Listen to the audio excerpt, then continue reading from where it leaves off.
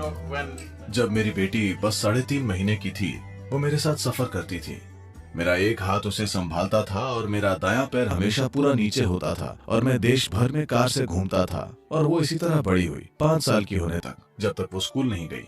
हर रोज हम एक अलग घर में होते थे, हर तरह के लोगों के साथ रहना, सभी उसे कुछ न कुछ सिखाना चाहते थे। मैंने कहा एक नियम है कि कोई भी उसे कुछ नहीं सिखाएगा, कोई एबीसी नहीं, कोई 1 2 3 नहीं, कोई कविता नहीं, क्योंकि मुझे कोई परवाह नहीं कि उनमें क्या है। किसी ने उसे कुछ नहीं सिखाया। जब तक वो 18 महीने की हुई, वो बेधड़क 3 भाषाएं बोलने लगी, क्योंकि उसने सब कुछ सुना, क्योंकि उससे कोई बात नहीं करता था। उसने आसपास की हर चीज को समझ लिया, क्योंकि कोई उसे कुछ नहीं सिखा रहा था।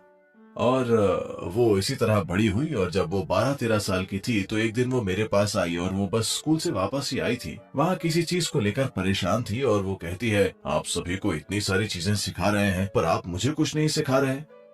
मैंने कहा, मैं बिना कहे कुछ नहीं करता। तुम अब मेरे पास आई हो तो चलो देखते हैं। तुम्हें बस यही जानने की जरूरत है, कभी किसी को ऊंचा मत देखना। वो मेरी ओर देखती है, आपके बारे में क्या? मैंने कहा, मैं भी नहीं। Never look up to anybody. Never look down on anybody. This is all. कभी किसी को ऊंचा मत देखना, कभी किसी को नीचा मत देखना, बस यही सीख है। अगर आप किसी को ऊंचा नहीं देखते, अगर आप किसी को नीचा नहीं देखते, तो आप हर चीज को वैसे ही देखेंगे जैसी वो है। अगर आप हर चीज को उसके स्वाभाविक रूप में देखेंगे तो आप अपने जीवन से सहजता से गुजर पाएंगे। इसमें बस इतना ही लगता है। लगभग हर कोई, हर जगह जहां भी जाता हूं मैं, लोग इंसान शब्द से हमेशा मानव होने की सीमाओं के बारे में कहते हैं, पर कभी मानव होने की विशालता के बारे में बात नहीं करते। Oh, I'm only human. Why are you not saying I'm human? अरे मैं तो बस एक इंसान हूँ, पर आप ये क्यों नहीं कहते मैं इंसान हूँ? आप सबसे ऊपर हैं, आप धरती पर सबसे ऊंची प्रजाति हैं, आपको सभी प्राणियों में सबसे ऊपर होना चाहिए। मैं तो बस एक इंसान हूँ। लोग ऐसा इसीलिए कह रहे हैं क्योंकि जितना दुख वे अपने आप को दे रहे हैं, उतना कोई दूसरा प्राणी खुद को नहीं दे रहा। कोई चींटी या हाथी खुद को इंसान जितना कष्ट नहीं देता। उनका पेट भरा हो तो वे ठीक रहते हैं। इंसानों के लिए खाली पेट सिर्फ एक समस्या, भरा पेट 100 समस्याएं। इसकी वजह यह है कि ये विकास से जुड़ी चीज है।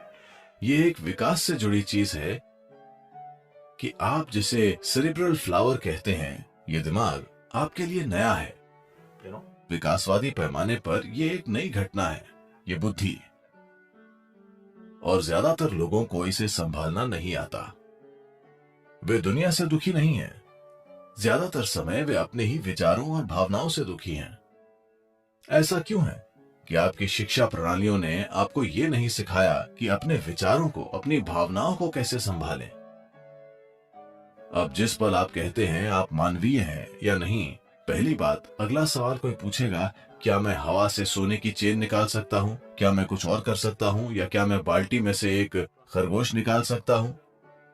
या क्या मैं अपनी जेब से एक कबूतर निकाल सकता हूँ? अगर मैं अपनी जेब से एक कबूतर निकालता हूँ तो आपके पास क्या होगा? आपके पास एक पक्षी होगा और मेरी जेब में सिर्फ शिट होगी। इससे किसी का भी जीवन नहीं बदलने वाला।